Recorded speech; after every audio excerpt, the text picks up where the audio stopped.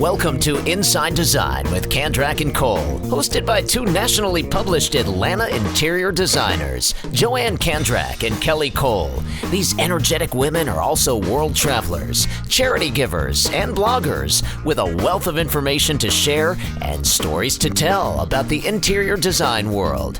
Okay, now just a warning, this is going to be fun and not too serious. After all, they still do have an interior design business running at full speed. Hi there, welcome to Inside Design with Kandrac and Kole.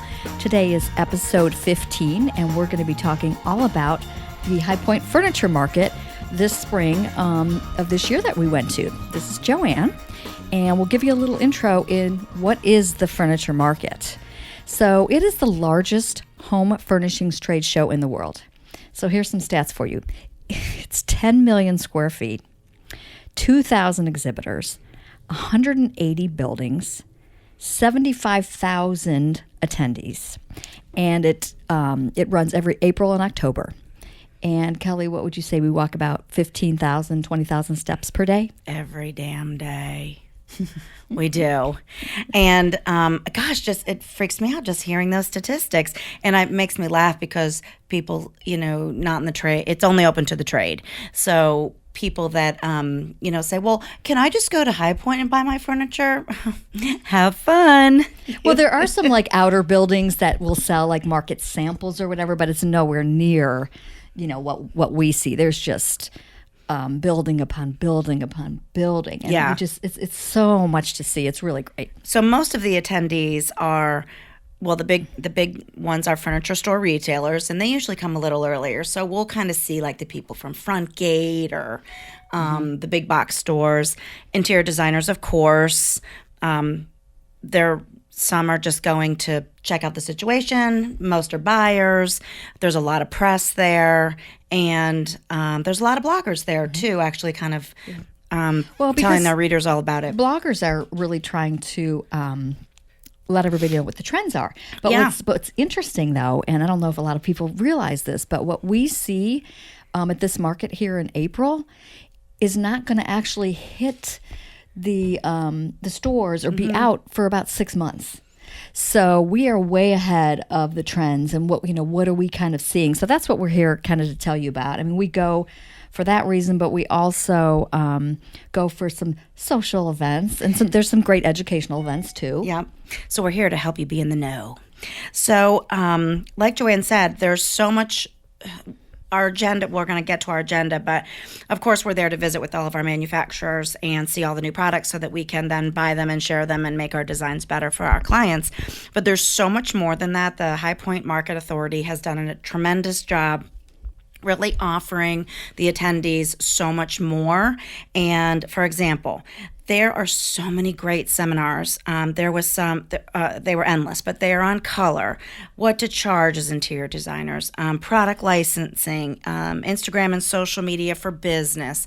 So whenever we feel like we need a break or our feet are killing us, it's great to be able to stop for a minute, network with our friends and colleagues, and go to these seminars. Because looking at product, I mean, we really start out in the morning about 8:30, and we don't finish till about 6. So it's nice to kind of take a little break from it. But also, I think it gives people not only that little break, but it is good and educational. These are free events. And there are designers from all over the country, so you're getting lots of good viewpoints. And you're seeing some really well-known designers, and then just other people in our industry that talk about all different kinds of things. So even if you never were there to buy a piece of furniture, it's a great educational and social events are kind of good too. We're not there to socialize. No, we don't go to any of the parties. And then all the showrooms, they host breakfast, lunch, dinner, cocktail party, big party. And so we eat and drink very well when we're there, thanks to our wonderful manufacturers. It's all about getting these manufacturers trying to get you into their showroom. So there's certain showrooms known for having those certain cookies, and there's certain, but whatever it is to get you into that showroom, and it really does. Thank you, Left Bank. I did not drink the tequila shots this year. So lots of parties, and just a side note, at around 3 o'clock, the hips and the feet start really hurting, and the bar carts start to come out and the parties start. And this is where we need to stay focused, because the second I have a glass of wine, I'm like, oh yeah, I feel so much better. Okay, let me have another. Oh, chit chat, chit chat, chit chat. And we're like, oh my God, we didn't get as much done today as we thought we would. That happens every day. Yeah.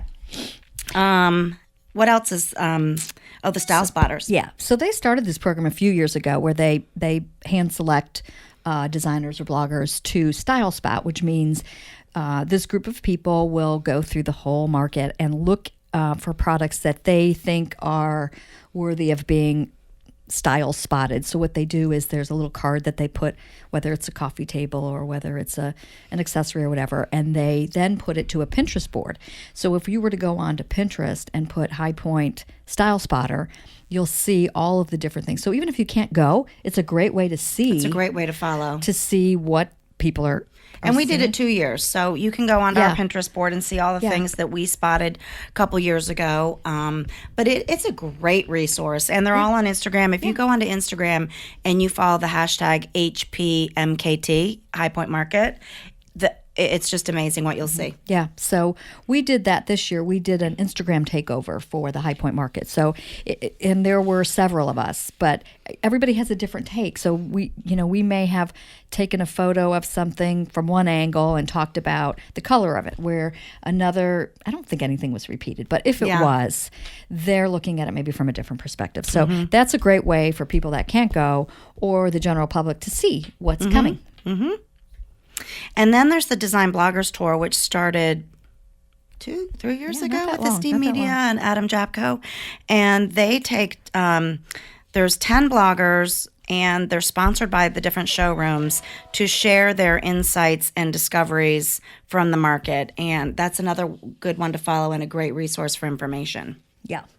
So tell you basically a typical day for us. It's tiring just to talk about it. So we start out in the morning with our agenda. And so we have Lisa in our office who puts this all together on an Excel spreadsheet where she will list all of the parties for the 4 days that we're going. And because a lot let's of them, get our priorities straight. A lot of them overlap. So we have, a good friend of ours, Denise McGahey. She has a new fabric collection for a company called Design Legacy. So, at 3 o'clock, there's a little cocktail party for that. So we want to go see her. But then from 4 to 6, there were probably 5 others. So we start out the day with that list and deciding where we want to hit that day. And a lot of it's based on location because it's huge. So she makes this list. We're kind of known for this list around High Point Market because it's kind of funny. But she alphabetizes it by showroom and vendor, and then she organizes it on a separate spreadsheet by the building that it's in. Because remember, there's 180 buildings, so we got to remember where we're going. And then she has another list that shows us where all the good food and all the good parties and all the seminars or things that we want to go to. So we generally start out by looking at the weather. If it's going to rain, then we know that we're going to spend a day in the big building, which is called the IHFC building, so we can stay inside for most of the day. It's very strategic. And then, but there's always our key manufacturers that we want to visit that take a while to tour the showroom. So it takes about an hour. Yeah, the upholstery ones are very key because we want to sit in some of the pieces. So in a lot of the pieces. Because, you can't always tell by looking at something whether it's going to be comfortable or not. So what we'll do is we'll kind of take turns. One of us will sit and say, oh, yeah, that's good. And then one of us will take pictures in that showroom and write down that particular pattern so that we know that's going to be good, that's going to work. Yeah. And so we have literally thousands of photos. And I only take photos of the things that I sat in that I were guaranteed comfortable, which reminds me, we did a design for a day. It's a daily service that we do for clients, and we did one yesterday or day before yesterday. And she sent an email that we had recommended this Bernhardt sofa to her to get at a local retailer, and she emailed us last night and was like, I can't find anywhere to sit in this particular one that you selected. And it's true. I mean, they can't carry all the They can't carry everything, but the showrooms, first of all, they're small, there's not that many of them left after the recession, and they don't carry things to sit in. So you need to trust that we sat in it and we're telling you that it sits like this and it's super comfortable. And that's a lot of burden on our part to give that information to our clients. And it's a tremendous trust that they have in us that 95% of the upholstery that we select for our clients, they never sit in. That's kind of crazy, but it's true. But this is why we take so much time and we go to High Point. That's probably the most important thing that we probably do there, other than trying to find new vendors. Yes. Because there's so many things out there, and we think we know them all, but invariably we always find a couple of new ones, whether we just happen to pass the showroom and we never paid attention, or we were talking to somebody. So finding new vendors and even artists, we love, because we get tired of the same old stuff too. Oh yeah, for sure. It makes our designs better. And I like to find that little, gem, that little hidden nugget that nobody has really discovered yet that's doing something super cool. So, and then the other thing that, for designers that don't go to the market, we, are seeing our reps.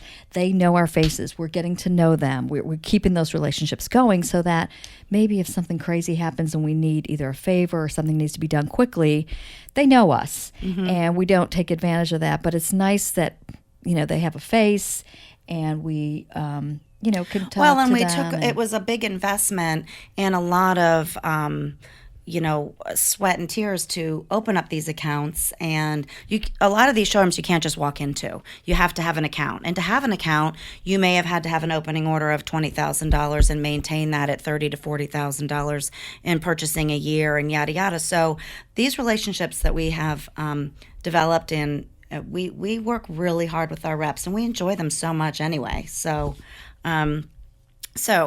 that's kind of like what our day is like. But we saw a lot of trends, and they generally scream out, I find. And some years, there's lots of them, and some years, it's kind of a repeat of the year before. Well, it's funny because everybody's like, okay, so what did you see? What's the next hot big thing? Yeah. And I don't know that there's one big hot thing, but there's things that you see kind of repeated in every showroom. And here's some of them. All right, and I think we've talked about this before, mixed metals. Yep. Brass is back. Brass works well with other finishes. People think that if you're doing all, nickel, that you have to, but you can mix it up, and a lot of mixed metals on furniture. We're seeing, for example, you might have a sofa, and it has, and I'll say mixed metals or mixed products. You might have a sofa that has acrylic legs, and then it has nail heads that are not silver or brass, but maybe they're black, or maybe they're tortoise, so there's a lot of different, but mixing of the metals for sure, and really everything, lighting, yes, side tables, drink tables, accessories, of course. Even frames of chairs are like in a brass, and they'll do with either a velvet upholstery, something like it's a little bit more of a glammy kind of look, but saw it everywhere. Everywhere. Yep. Organic textures, which were really my favorite. I love this kind of leads into this kind of tribal ethnic influence that you see throughout, from Africa to Guatemala to just lots of hand woven woods that are different species that have different textures, a lot of neutrals. Woven in together. I absolutely love that, and I hope that trend never goes away. Yeah, because it is very neutral, but you're using different, whether you're using some kind of a hide or a fur mohair or a velvet or a linen, like all of the mix of those make a really, really pretty design. It doesn't all really have to be colorful. A lot of it's very neutral. Sometimes a lot of black is mixed in, which I love. Yeah, we see a lot of it also in rugs. Yes. I saw a lot of it neutral and super colorful in rugs. Yeah. And there was a lot of color. I mean, the Tebow, which sells wallpaper and fabrics in furniture, and just beautiful, beautiful colors and patterns. So a color is still out there, but we did see a lot of black and white. Yes. Which I was very excited about because I love black and white. And It'll never go out of style, ever. It's just you take that and mix it with a pop of color. So it's Well, it can be very glammy and contemporary and modern, or it can be a little grittier and be that tribal, the farmhouse. Oh, and of course the urban farmhouse movement that Chip and Joanna kind of spearheaded is strong. I mean, I don't know how long it'll last, but it was we saw it everywhere. Yeah. The other thing that I felt like we saw in every showroom was the use of a lot of natural woods. I mean, lot of, I don't know if you know what cerused oak is, but that started a couple years ago. But now this time I felt like there was so much wood, but it was that more like driftwood finish, gray finishes, but well done. Yes. Not, there's a lot of knockoffs, and you can just tell when you touch it that the finish and the texture just isn't really well done. But I saw it in a lot of mixed with contemporary spaces too. Where was that one showroom that, was it Salamit or it was Lee Industries or somewhere where there was just so much natural wood everywhere. Yeah.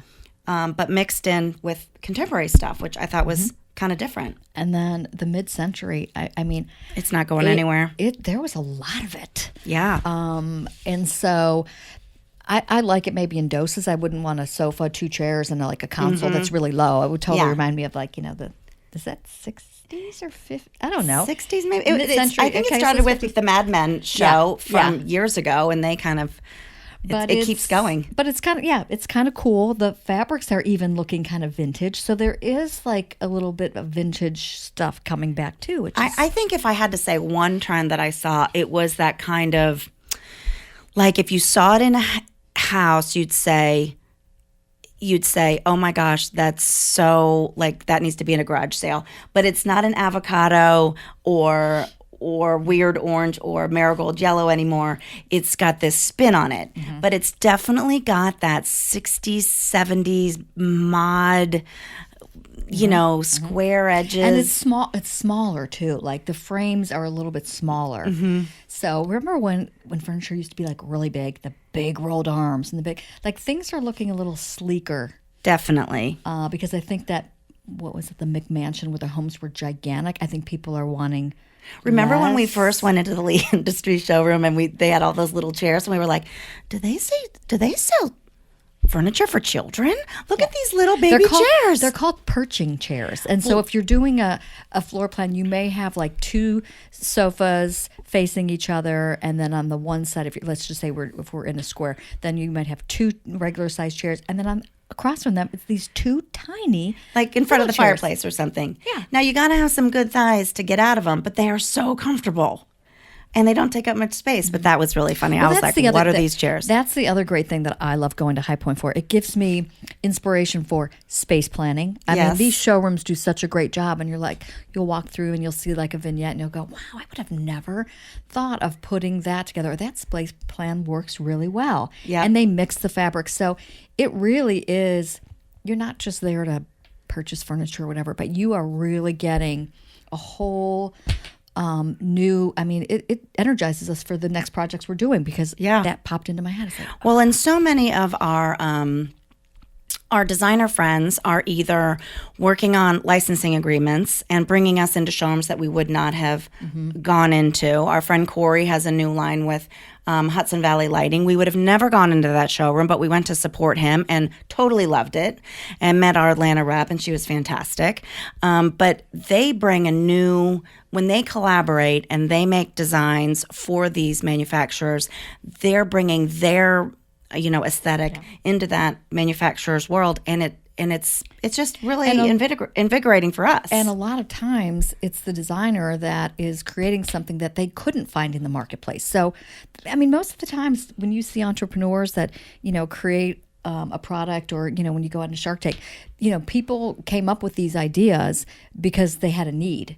So I think when they're doing that and they're licensing or product, they're bringing to that manufacturer something that they lacked, that they couldn't find in the design world. And we, yeah, we really love I to enjoyed, go see and I liked supporting our friends, and they're all doing good what stuff. they're creating. So back up 1 minute, we were talking about some colors, and you said black and white, but we also saw a lot of navy blue is not going anywhere, and that peacock blue kind of leaning towards teal is not going anywhere. navy blue was everywhere. It was everywhere, and still all shades of green. I felt like from emerald to kind of spring green. Didn't see a lot of sage or moss per se, but more brighter colors, happier colors. Blush. Oh my God. blush. Blush is still out there. It's not. It hasn't gone away yet. Really, really everywhere. And we did a really pretty. It was a woman's master bedroom. She was a single woman, and that's where we were able to get away with that blushy color, because I don't know if a man would have. But it is feminine. But I saw it in a lot of more masculine pieces too. It mixed with gray and black. Yeah, it's beautiful. It's just soft and pretty. Yep.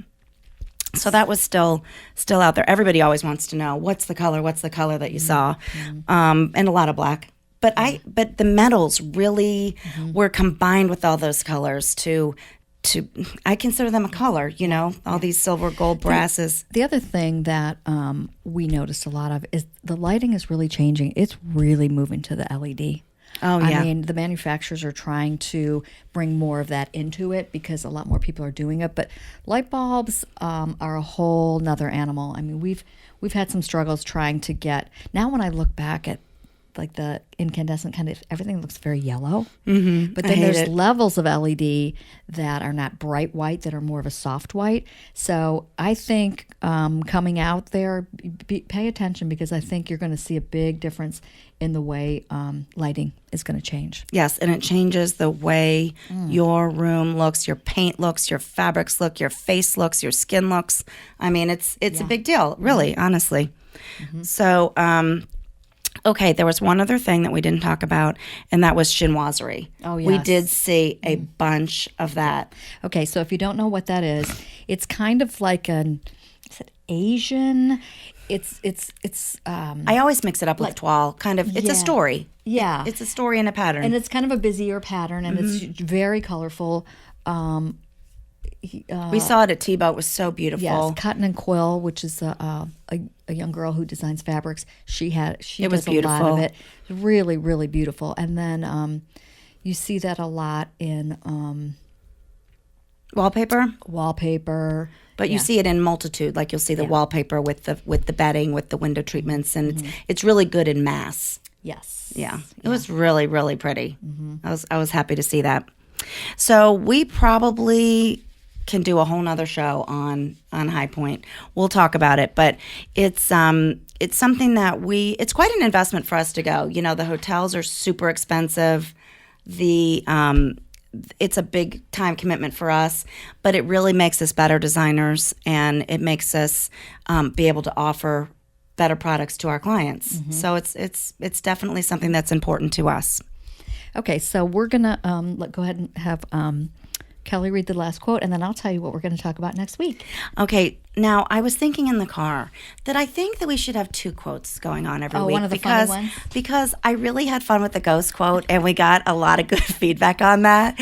And so I might have to think of like an inspirational one and then a funny one that I have. Okay. I have one in my head, but it's kind of inappropriate. Let's just do that. We'll do a funny one. Yeah. And we'll do a motivational one. Okay. That's our new All right. gig. And then if I can stop laughing, I'll get to the inspirational one. Okay. So this one I love because it reminds us of Joanne and I, especially after we just schlepped around High Point for those 5 days. And it goes like this. You can find me somewhere in between inspiring others, working on myself, dodging negativity, and slaying my goals. That's us. That's us. Every day. I love it. Yep. Yeah. That is what we are doing. Yep. And we love it. Yep. And we love it. Definitely. Okay. So next week, oh gosh, I don't think you've told me this. I'm kind of scared. What are we talking about? Next week, we're going to talk to you about the projects that we're working on right now. Because we're working on some really interesting things. Okay, yes. And so we'll just kind of explain, what the rooms are. We're working on a really big new build, which is very exciting, and all the things that we're doing in there. So we're just going to talk about... we're doing a bunch of commercial spaces right now. We're working on some really fun things. So we're going to talk about that. Oh, well, that's a good idea. Mm-hmm. You were looking mischievous, like I was scared what you were going to say. All right, guys. Well, thank you so much for joining us. Have a wonderful week. Bye. Bye. Join Joanne and Kelly weekly for a lively conversation about trends, travels to industry events, current design projects, the good, the bad, and the ugly, do's and don'ts, product recommendations, and more. Be sure to follow the fun on Facebook. They're on Instagram at Kandrac Kole, and of course, you've got to visit them online at kandrac-kole.com for more information.